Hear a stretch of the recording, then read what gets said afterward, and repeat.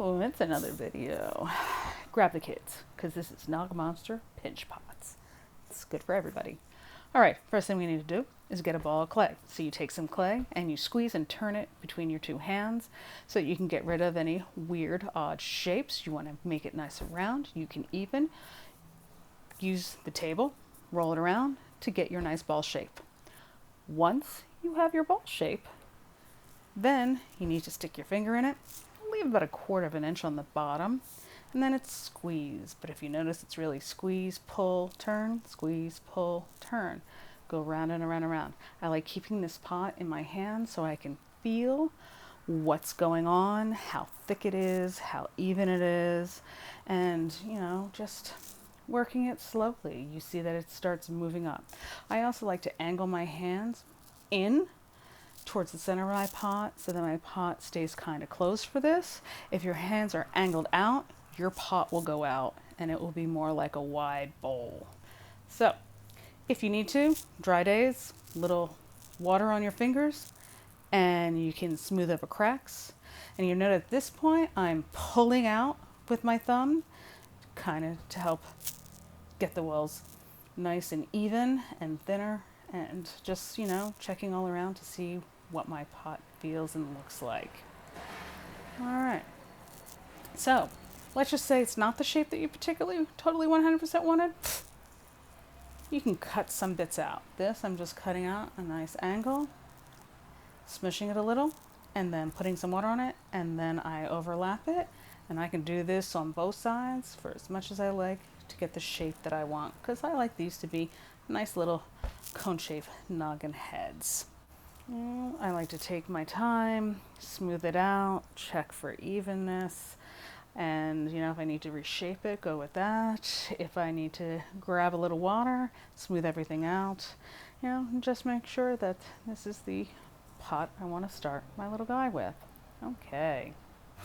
Now, let's talk about getting it right, attaching your clay. Because clay is moist, and when you stick two moist things together, voila, magic. But then it dries and things will fall off. I mean, literally just come off. And if we are working with children, not just ourselves, this is really important because I see it attached together and think, boom, it's done. They don't think about the water disappearing and shrinkage and moving. They just see two things sticking together. So let's put a little horn on this one right here. I'm gonna get my shape, and what you don't want to do is just be like, boom, here's my shape, and there it is, on. That gives you nothing to work with. What I want to do is take this and just use the table here. I'm a perfectionist. Not really.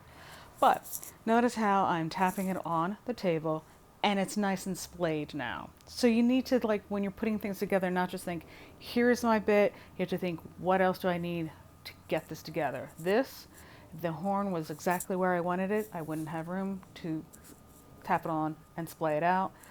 But this, you want to make sure that your pieces are big enough. You can add more clay, a little bit of water. And if you notice, I have 2 different color clays right now.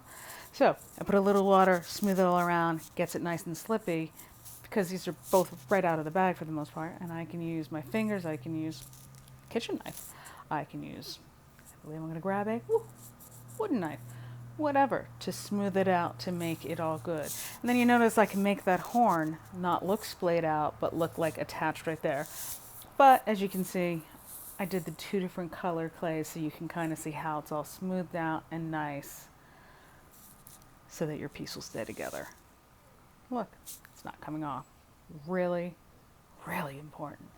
But there is also another way. Let's check out this nose. I'm going to make it a little human nose. I start with a round ball, and then I kind of just roll the top of the ball so it becomes more cone-like, more of an angle. Smooth it out, make it all nice. I'm going to use the table. Boom! Use the table to get one side flat, make the bottom flat, make it all nice, all that fun stuff. But this is like when you want something that looks like it's on top of your pot, but not like how I did with the horn, smoothing out the whole side. But you still have to figure out a way to attach it without just, sticking it on top of your pot and calling it all a day. a little water in between, put it on your pot, and you kind of push it down a little, but that's not going to keep it on. And that's where, because this is a nose, I'm going to take a chopstick. And this is also how I'm going to make my nostrils. I'm going to stick this in there, create a hole, and push that down onto the bottom of my pot. And then I do, see when I pull it out, I'm kind of pushing it down again. I do it to the other side. And that's a way of making sure that nose is secure without like having to, sit there and spread it all out. Because sometimes, I like things to look like they're on top. Other times I like to make things look like they're joined, and other times things are just a part of. So, all right, now we got the nose on. What else do we got here? When I'm doing things that are like two eyes and two ears, I like making one ball. And then I'll go and I'll cut that ball in half. That way I know I have two eyeballs that are the same size and two ears that are the same size than just pulling pieces here and there and not exactly knowing like, oh, too big, too little, too big, too... No. One ball, cut it in half, you're going to have something about the same size. So sometimes I'll sit there and make a bunch of balls and cut them in half so that I can then go and start working on all the different types of eyes and noses, mouths. All right, so this is like bird eye. It's like side eye. This is the one way. Also kind of how human eyes are. But these are on the side of the head. So I make my two balls, or I make my one ball, cut it into two, make my two balls, and then I smush them down on the table, put them on the pot. Now, I am just rolling out a flat piece that I can sit there many directions so that I can make my eyelids so the eyeball looks like it's in the head. I cut out my shape and, I put it over, make sure it's the size that I want and everything. Smooth it out, put it on top. Okay. If I need to cut bits off. But I'm also going to smooth the eyelid into the pot. So I'm going to do one on top and then I'll do one on the bottom. And then this way, the little eyeball that's in there, though it's been pressed lightly, really it's the eyelids that are going to keep the eyeball in there. And then, yeah, once I get my eyelids going, it's just smooth it all out, make it all nice, whole 9 yards. Yeah.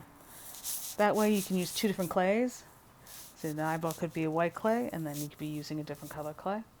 I'm kind of using different color clays here just so you can see some contrast. All right, I had a big ball, made two small balls out of that. It's just squishing the back right there. I'm going to add a little water onto it so that I can make these as giant eyeballs on top. Once I get them on there, I can smooth the back in there, make sure they stay on nice, and then I'll use a slab as a giant eyelid.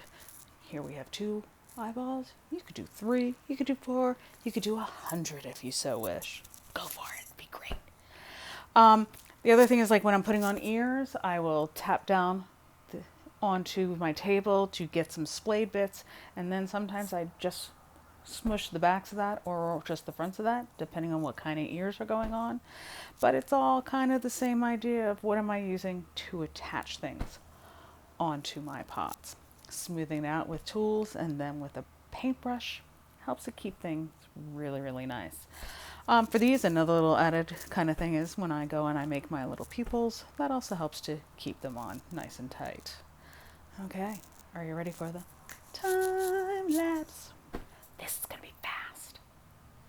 All right, I've got a hand on top and the nose with going through the nostrils, round ball smushed, going into a hole to make sure those stay on, some feet, giant coil, and I just go and take that, cut it in half, bend them up so I can press them on the inside. Make sure that you keep your hands on the outside so you don't end up deforming your pot.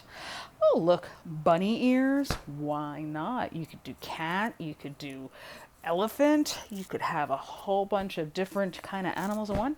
This one's got one eye on top, but a pig snout. Regular human ears. Notice I did a bunch of little coils to make eyelashes on that one. Do handle your pots carefully when you've got all the heads and stuff on top, because, putting the feet on, you don't want to mess them up. Look, one little round ball, smushed it flat on the table, because that way you can get it flat. You do that on your pot, you could deform your pot. This way, you don't. And then, really, even though I put some water and smush that around into slip. I'm going to use that poking the hole in the center. That's really what's going to keep that baby in place. Okay, so when I do the feet, I just giant ugly coil, and then I'm going to cut it in half so they're about the same size, and then pound it in this shape, smush it into this shape, get them into very feet-like, but I will bend the ends up because that's what's going to be attached on the inside. So yeah, once you've got your eyes, your nose, your ears, your mouth on the outside, you do want to be careful when you're putting the feet on, so make sure you've got a nice water on there, so that it's nice and slippy, so that when you attach it to the inside, you have your hand on the outside. Just get that all smushed nice on, put the other one on, careful with your hand, so that you then have a nice, fun, new friend. And yeah, look at them all. Ooh, toes. Get the toes in there, and then a little paintbrush with some water to get it all smoothed out and nice.